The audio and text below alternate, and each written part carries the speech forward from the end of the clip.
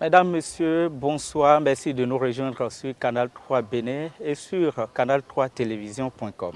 C'est une nouvelle approche de développement durable qui s'invite dans le monde économique et depuis quelques années, la notion émerge et mobilise les attentions des grandes puissances, des acteurs du secteur privé, mais aussi de la société civile internationale. Il s'agit de la finance verte, un financement d'investissement pensé et conçu pour gérer des bénéfices environnementaux et sociaux, et ceci dans un contexte marqué par les changements climatiques et d'autres problèmes qui affectent les économies. De façon pratique, que faut-il comprendre par la finance verte? Quels sont ses enjeux et ses défis, mais aussi le rôle que jouent les acteurs qui en font la promotion?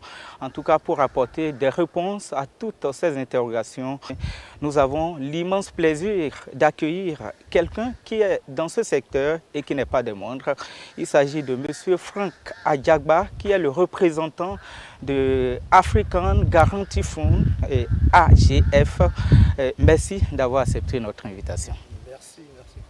Je rappelle aux téléspectateurs que vous êtes au Bénin en ce moment dans le cadre d'une conférence internationale que vous organisez sur la problématique de la finance verte. En tout cas, on aura le temps d'en parler dans cet entretien. Monsieur Adjagba, d'abord, qu'est-ce qu'il faut entendre par la finance verte? Mais si vous le permettez, je vous prie d'abord de nous présenter l'institution que vous représentez actuellement au Bénin. Merci, Monsieur Achadé. Je voudrais profiter de l'occasion pour remercier les autorités du Bénin de nous avoir permis d'organiser cet événement au Bénin. Et les qualités de la logistique qui ont été mises à notre disposition sont exceptionnelles. Et je tenais à mentionner cela. Je m'appelle Frank Adjagba. Je suis le directeur de l'exploitation du groupe African Guarantee Fund. African Guarantee Fund est un fonds de garantie panafricain créé il y a 10 ans et dont la mission, l'objectif est de contribuer à la réduction de la pauvreté en Afrique. Et nous faisons cela en accordant aux banques et aux institutions financières des garanties partielles pour leur permettre de donner du crédit aux PME. Nous avons une notation de AA- par l'agence de notation Fitch. Je pense que... Donc vous êtes alors reconnu sur le plan international et par les institutions de notation. Non seulement nous sommes reconnus, je crois que nous avons la deuxième meilleure note en Afrique après celle de la Banque africaine de développement. Concrètement, qu'est-ce que nous faisons? Nous aidons, donc, comme je le disais tantôt, les PME à accéder au financement. Et nous avons également, à côté du fonds de garantie, un fonds de renforcement de capacité pour renforcer les capacités à la fois des banques et celles des institutions et celles des PME. Okay? Donc, en 10 ans d'opération, nous avons aujourd'hui un portefeuille de 1,8 milliard de dollars de garantie, ce qui a permis de mobiliser pour les PME à peu près 3,6 milliards de financement. Et l'un des axes majeurs qui nous réunit ici à Cotonou aujourd'hui, c'est la garantie verte que nous proposons et qui va permettre aux entreprises, aux États de faire leur transition vers le green. Alors, qu'est-ce qu'on peut entendre les citoyens lambda ou les panafricains lambda qui vous suivent et qui veulent comprendre? Qu'est-ce qu'il faut entendre de façon plus, je dirais, concrète de l'expression garantie verte ou de la finance verte? Alors, je vais commencer par... Je vais utiliser le terme de finance climat. La finance climat, la finance verte, ce n'est rien de compliqué.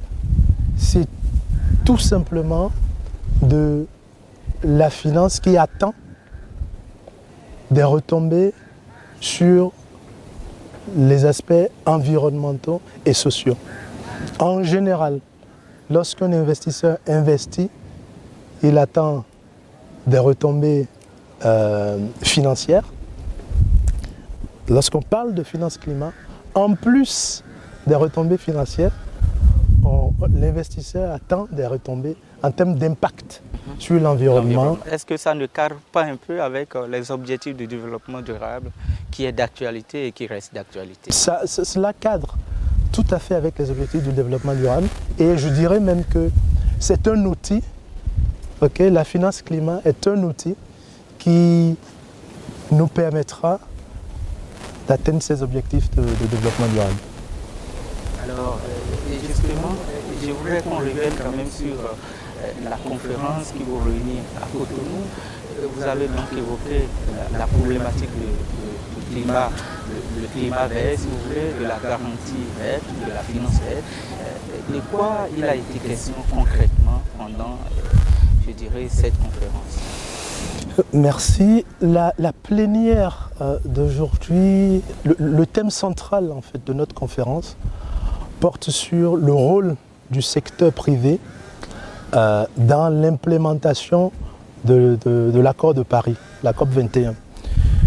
Comme vous le savez, chaque pays lors de la COP 21 a pris un engagement de contribuer à la réduction des gaz à effet de serre et cette contribution ne peut pas se faire, les pays ne pourront pas atteindre leurs objectifs si toute la contribution financière doit venir uniquement des États. Donc les États sont là pour faire des grandes infrastructures, pour créer le cadre et vont certainement contribuer à hauteur de 20 à 30-35% du financement dont on aura besoin pour atteindre ces objectifs. Et le secteur privé a un rôle important à jouer dans cette contribution pour que, ensemble, public et privé, chaque État arrive effectivement à respecter ces engagements. Donc en réalité, c'est un message que vous portez, je dirais, à l'endroit du secteur privé africain, si je peux le dire. Et donc, j'ai envie de vous demander, est-ce que quand vous leur avez parlé, vous avez l'impression d'être entendu à l'issue donc de cette conférence? Alors, effectivement, vu que nous sommes un fonds de garantie panafricain, donc nous couvrons les 54 pays d'Afrique et aujourd'hui nous avons des opérations dans 40 pays. Mais ce qui nous a impressionnés au Bénin, et c'est d'ailleurs aussi l'une des raisons pour lesquelles nous faisons cette conférence, nous avons choisi le Bénin pour faire cette conférence, c'est que les autorités béninoises ont fait un alignement parfait entre leur stratégie de développement en pays et leur commitment, leurs engagements par rapport à la COP 21. Donc vous allez voir que nous avons remarqué que toutes les actions qui sont prévues ou qui sont en train d'être faites ont été planifiées avec comme fil conducteur des actions pour atteindre ces objectifs.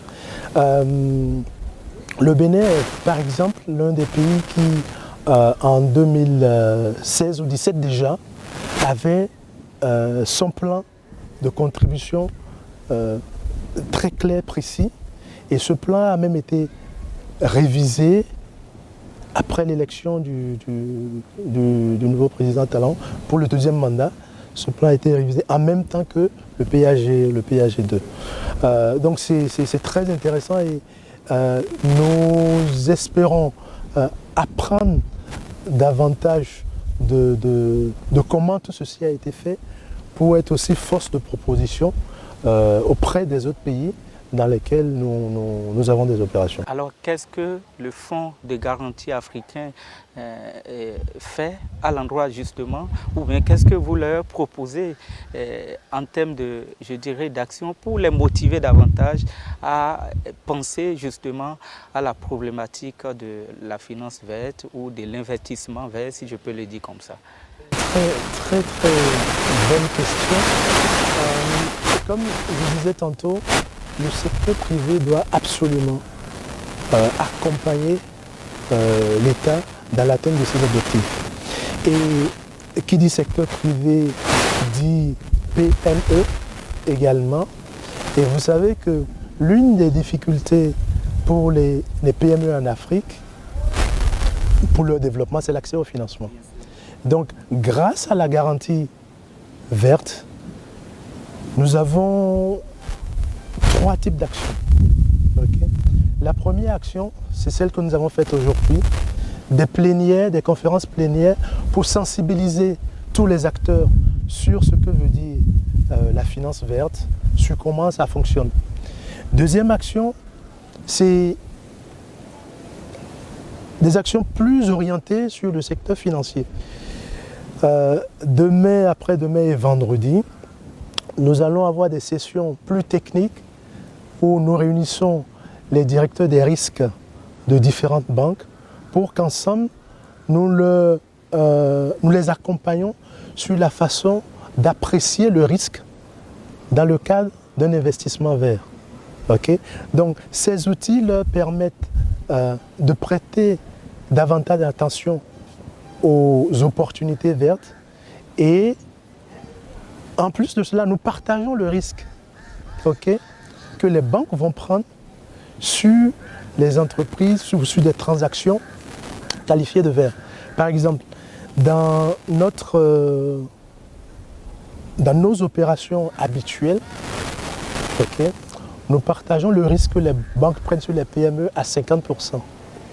Dans le cadre des transactions vertes, African Guarantee Fund prend 75% du risque, la banque ne prend que 25%. Vous serez envahi par le secteur privé, notamment les PME qui voudront avoir accès au financement. J'ai envie de vous demander, est-ce qu'il y a des critères pour avoir justement, je dirais, le parrainage de Africa Guarantee Fund? Je vais finir sur les motivations que nous donnons pour pousser les banques vers le financement vert. Donc j'ai parlé de la couverture, de la garantie 75%, et nous faisons un discounting sur le pricing. Nous faisons un rabais, une remise sur le prix, le coût de la garantie, lorsqu'il s'agit de financement vert. Les modalités pour bénéficier de la garantie verte sont très simples. En général, African Guarantee Fund ne discute pas directement avec la PME. African Guarantee Fund donne des garanties de portefeuille, des lignes aux banques. Et ce sont les banques maintenant qui font bénéficier les PME de cette garantie. Donc, la façon la plus simple de bénéficier d'une garantie verte quand vous êtes une PME, il suffit de vous adresser à votre banquier et de lui rappeler que African Guarantee Fund a un produit pour partager le risque que la banque veut prendre sur la PME.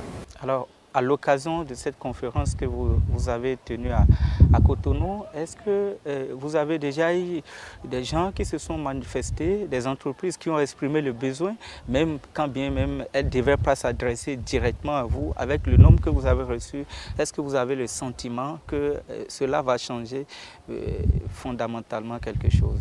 Ça va effectivement changer quelque chose parce que, comme je disais tantôt, nous avons été très surpris par le niveau d'information au Bénin et de réforme au Bénin. Le cadre est là et même au cours de la conférence, certaines entreprises ont exprimé ce besoin de recevoir cette banque. Et fort heureusement, le directeur des banques du Bénin était présent dans la salle et la communication a été directe. D'accord, ça fait déjà 6 ans que vous organisez quand même de pareilles conférence sur la finance verte. Est-ce qu'aujourd'hui on peut faire un petit bilan? Et justement, j'ai envie de vous demander par là si le bilan aujourd'hui est plus ou moins satisfaisant. Le bilan est satisfaisant, c'est vrai, la route est encore longue, mais à ce jour, il y a quand même plus de 120 millions de dollars de financement qui ont été rendus possibles grâce à la garantie verte. Ceci a contribué à accompagner près de 300 PME, a amené la lumière dans 7700 foyers. Okay. C'est énorme. Hein? C'est énorme, mais la route est longue, hein, comme je dis, et a contribué à la réduction de l'émission de gaz à effet de serre. Donc la route est encore longue, mais il y a de plus en plus une prise de conscience de ce que nous devons faire, ce que chaque acteur doit faire, et la raison pour laquelle nous continuons à faire ce genre de conférences grâce au soutien de notre partenaire NDF, Nordic Development Fund, c'est parce qu'il y a urgence. Il y a urgence et tous les acteurs, depuis les ménages, les banques, les entreprises, les États, tous les acteurs, je pense, prennent progressivement conscience de l'urgence et posent des actions concrètes pour qu'on arrive à réduire notre empreinte carbone sur notre environnement, pour pouvoir laisser un environnement propice à la vie à nos descendants. Bien sûr, et surtout à la génération future.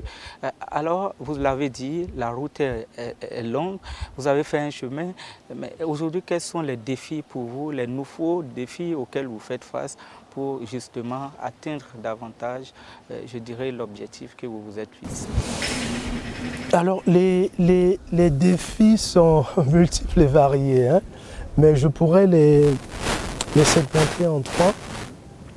Le premier, c'est conscientiser la masse critique, parce que sa façon de vivre a un impact.